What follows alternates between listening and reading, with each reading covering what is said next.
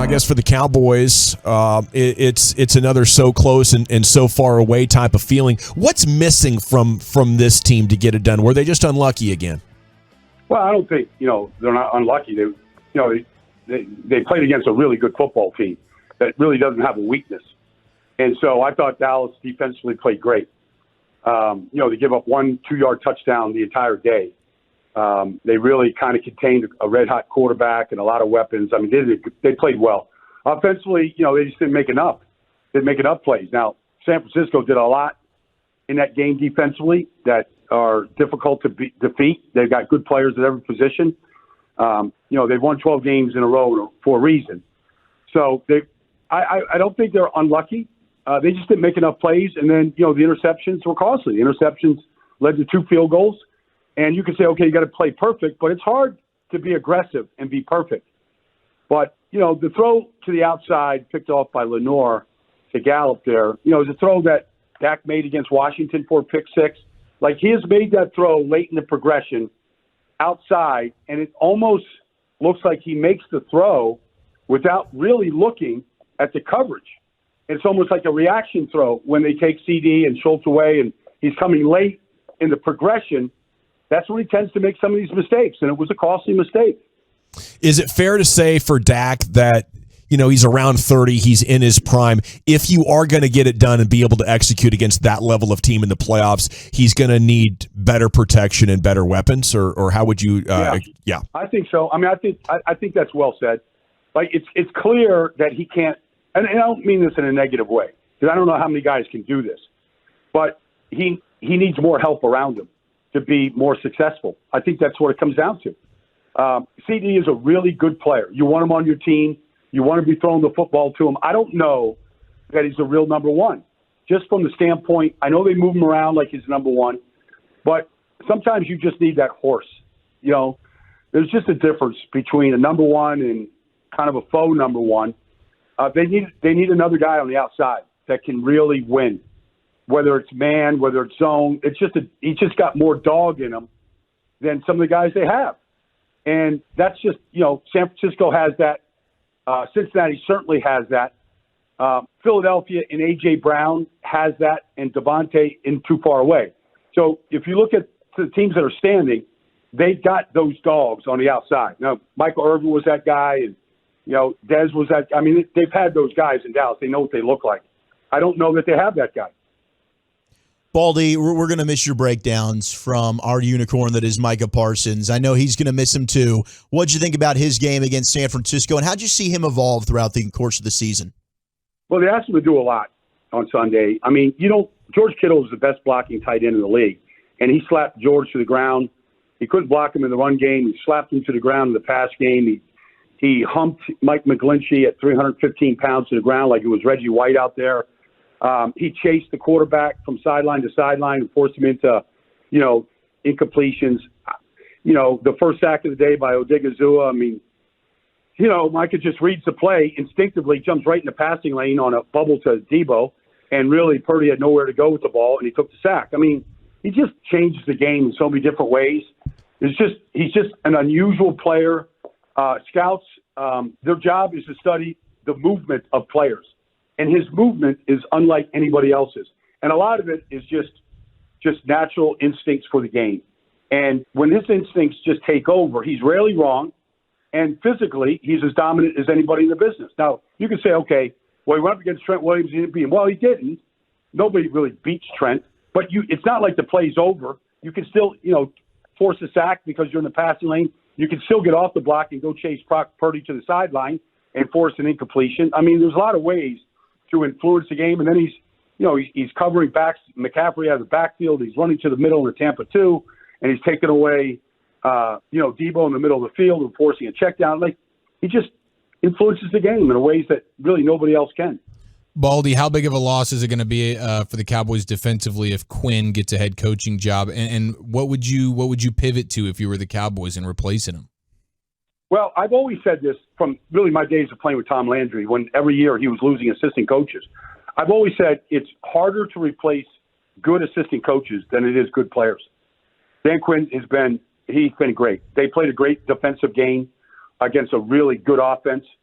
on Sunday, I think it would be huge. I mean, I don't think San Francisco is where they're at right now, as good as they are defensively without D'Amico Ryans. I don't think the Cowboys are nearly as good defensively without Dan Quinn running it. Now, they have got great team speed, and the speed showed up. Donovan Wilson, Leighton, I mean, those guys can flat out run and chase.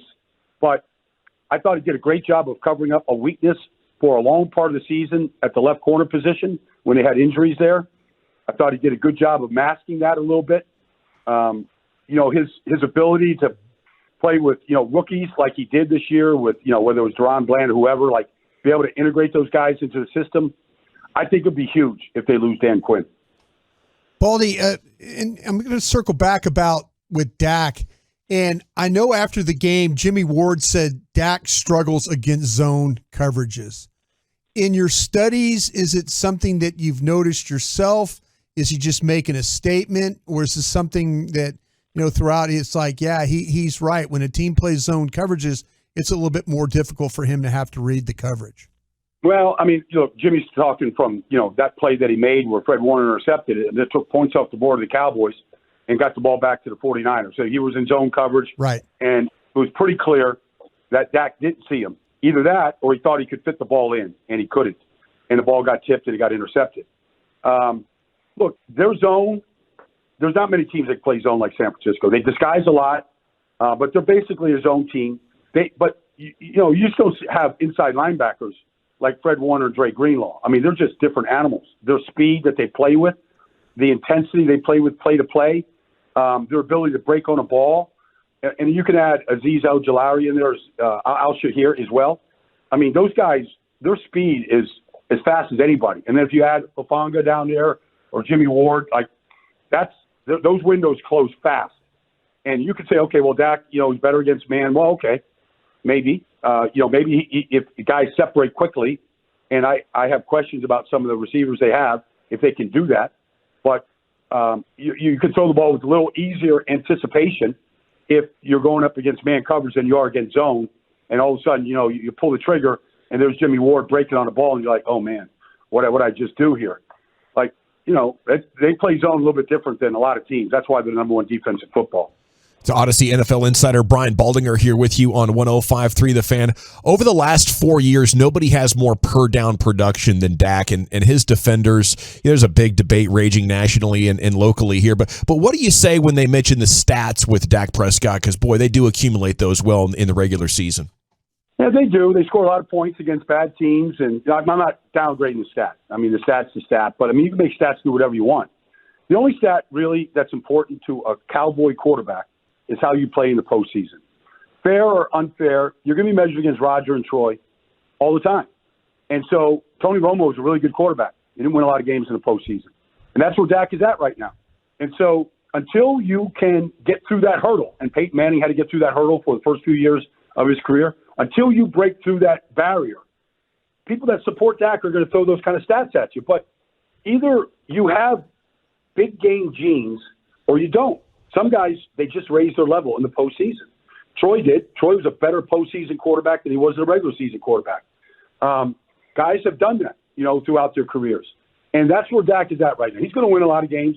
He's going to look really good like he did, the week before against Tampa with no pass rush and a zone team that, really wasn't very good and broke down.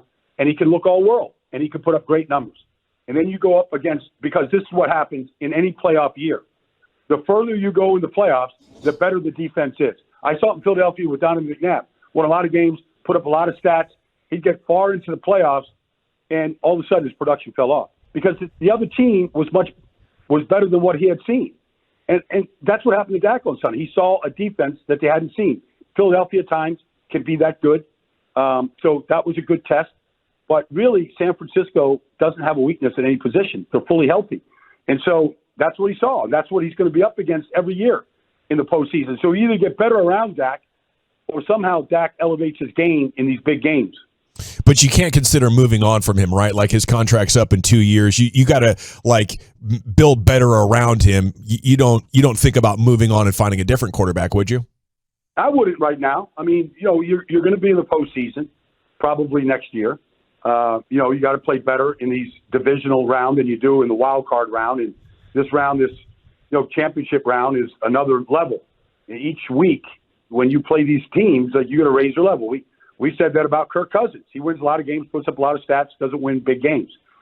It's just, you have to make that. That's a organizational decision if you think that guy can do it. Baltimore is faced with that decision with Lamar Jackson right now, whether to give him a guaranteed contract, knowing what he's done in the postseason so far, and with an injury history. So it is a factor. It is a conversation that should take place because, like, Cincinnati isn't where they're at without Joe Burrow, and right now San Francisco is not where they're at without the play of Brock Purdy, rookie or no rookie. They're not where they're at without him right now. So that position is so important. And Dak does everything right, leadership and work ethic. All those are all wins all the way around. But it's about production in the postseason. And we saw what Joe Burrow did on the road in Buffalo. We saw what he did in Kansas City last year. There's not a bunch of them. There's a handful of those guys. And you say, okay, can we get one of those guys? Because if you can upgrade a position, you upgrade a position. But nobody really knows that position until they get out there and they play in these kind of games.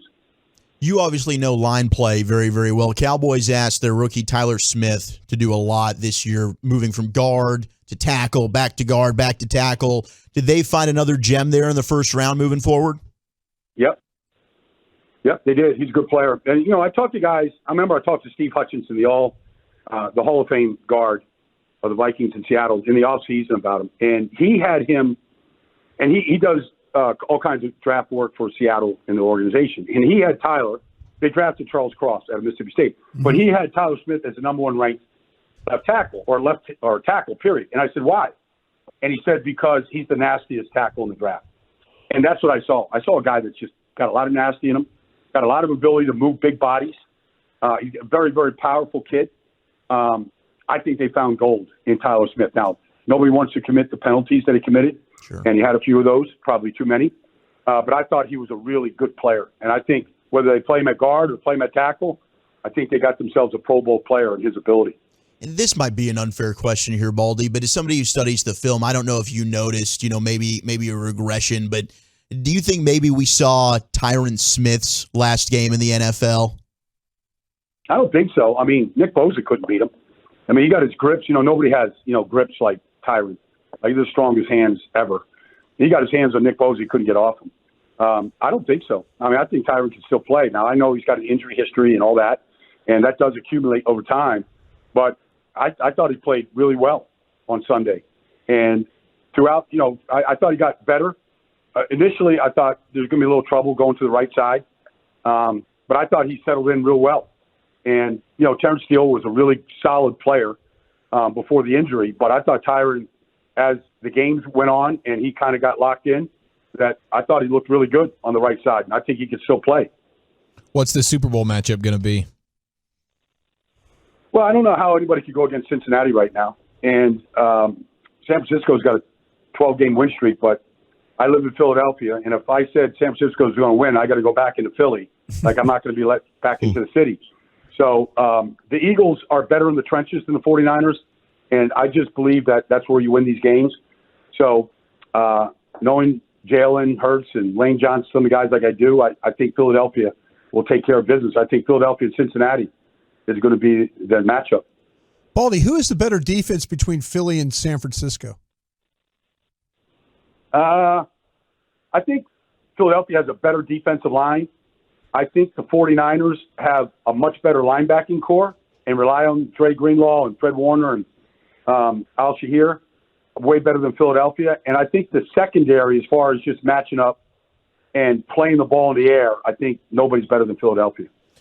Were you offended at the Pizza Hut order of Nick Sirianni? And then he doubled down. He said that he went Little Caesars to watch Cowboys and Niners.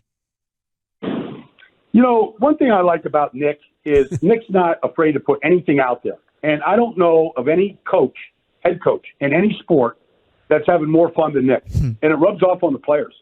So if Nick wants, Little Caesars pizza, versus, Pizza Hut versus the local pizzeria on Oregon and Passyunk, like, more power to Nick. Go do it. Would you be willing during the Super Bowl, if we bump into each other, would you be willing to put your hand on my face, palm my face like a basketball with your messed up pinky finger so we could take a picture? If you want that photo op, I'll provide that photo op. Hell yeah, baby. I'll see you at the media party. Just be prepared for, how fast that thing goes viral. All right? Just be prepared for the feedback. Perfect. I'm ready, baby.